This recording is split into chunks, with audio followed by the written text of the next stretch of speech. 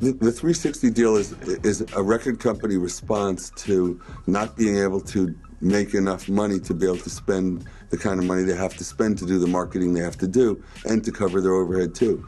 I don't begrudge that. The problem is they're still thinking with their old head on. They're still a record company, and most of the 360 deals are just traditional record deals, but they also take an arm's length grab of merch and touring on the side. That's not the way we would do it. When we do it at Tommy Boy, we call it either a 365 deal, which is we work 365 days a year at the side of the artist. You know, my idea was to create a deal where we're sitting on the same side of the table as the artist and not getting into an adversarial relationship. I mean, I don't know any artist that doesn't have an adversarial relationship with their label at some time or other.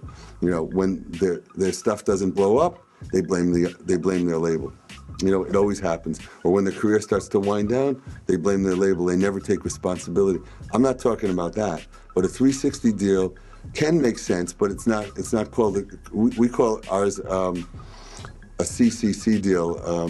We call it much more of a creative collaboration deal, because we really collaborate with the artist and we try to be co-conspirators with them to rock their world and build fans for them. So in that new world that I'm talking about, in which the fan-artist relationship is the definition of the business, if the labels had said, we're not record companies anymore, we're fan relationship managers, we're your partners in building your fans, and we want a percentage of all the revenues that we can generate for you, well, who would begrudge that? If you're going to make me $10 million a year and you want half of it, that's cool, especially if I have no base and I'm starting from scratch. If I'm already selling or making $2 million or $3 million a year, maybe they'll say at that point is, all right, we won't touch the first $2 million, or we'll only take 10% of the first $2 million because you got a base. You get 80%. We'll take 50% of only how we can grow your base. So we know that you're at 2, we want to take you to 100. If we can get you to 100 and we're making 98 million, that means we'll make, you'll make half of the 98 and we'll make half of the 98 on net. We make it exactly the way you make it. We're sitting on the same side of the table. When you win, we win. When we win, you win. It's an even deal. If they're already U2 and they want to make this deal, U2 doesn't need to make this deal. Artists that are, Drake didn't need to make this deal because there was a bidding war. He could have made any deal he wanted, so he was able to say, I'm only giving you records. He could even have said, I'm only giving you physical. I'm not even going to give you digital if he had wanted to. Or he could have said, you can only have North America. I'm not giving you Europe. I'm keeping that for myself. So the more leverage you have, the more speed you're going in your career, the more leverage you can make a better deal. But it's still, at the end of the day, risk versus reward. If I have to risk money, time, and energy, I need to have a much bigger reward. The more I risk, the more reward I need. The risk always has to equal reward in any business, from the artist's perspective and from the label's perspective. For me, if I have a staff and overhead that costs $1.5 million a year, I can't even make a profit till I get over $1.5 million. If I have to sign an act and they don't want to give me digital, and I only have this territory, and they don't want to share in this or that, and their base is tiny, it doesn't make any sense for me. If I can make $25,000 and put my whole staff on it for a year, I can't even pay my bills and keep my lights on. It's a stupid deal. I mean, this is true in every business in the world. It's not the music business. So artists have to see it from the point of view of the investor. Record labels historically have been the investor. They're not going to be the investor anymore, because if they can't get a return, they're not going to make an investment. And the return is going away.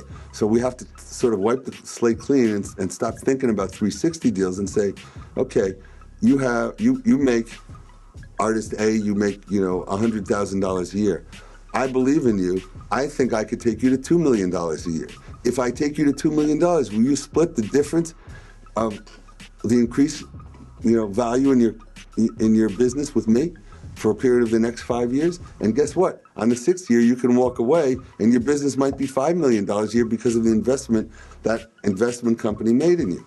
Let's call it an investment company instead of a label, but it'll probably be a label, because besides putting up money, they're also putting up expertise and connections that you don't have as an artist.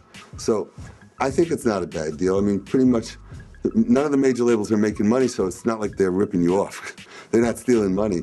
It's actually been the other way around, especially in hip-hop. I mean, there have been so many artists who have taken millions And there's been, you know, tens, if not hundreds of millions of dollars in write-offs by hip-hop artists, you know, over the last 10 years who've gotten gigantic deals and not had big hit records and not, you know, they would have had to do $1 million or $2 million. I mean, we did the Gucci Man record with one of our distributed labels, Big Cat, and I don't know what Atlantic signed them for, but it had to be over $1 million to make the record, and the record sold 120,000, and then they had to spend a ton promoting it. You know, they had to have taken a high six-figure write-off on that, if not 7. You know, it's not a good business from the label side, and you can't really worry about only looking at it from the artist side. If the investor doesn't make money, the investor stops investing. If the investor stops investing, the publishers aren't putting up the money, the agents aren't putting up the money, the booking agents, you know, the merchandising companies aren't putting up the money. The only person who took risk on A&R and marketing is the label. If they stop doing that, the entire machine comes to a halt. There's no gas in the machine. The gas was the money that the labels put in. If they stop putting in that money, you know, the artists have to do it themselves, or we have to come up with some new sugar daddy scheme where somebody's going to put that money up.